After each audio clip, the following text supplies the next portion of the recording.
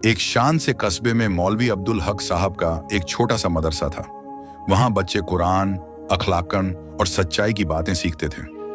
मौलवी साहब बहुत नरम दिल और बच्चों से बेहद मोहब्बत करने वाले शिक्षक थे।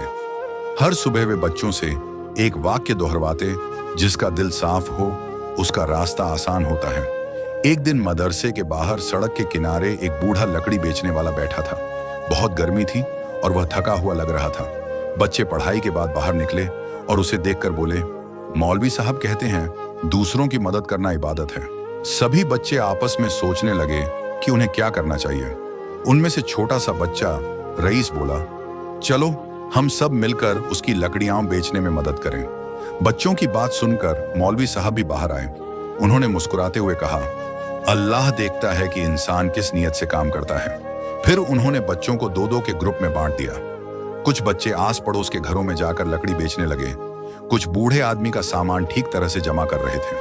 थोड़ी ही देर में उसकी सारी लकड़ियां बिक गईं और उसके हाथ में दिन भर की मेहनत से ज्यादा पैसे आ गए। बूढ़े आदमी की आंखों में आंसू आ गए। उसने कहा, बेटो तुम तो फरिश्ते हो। आज अगर तुम न होते तो शायद मैं ये लकड़ियां बेच ही ना पाता।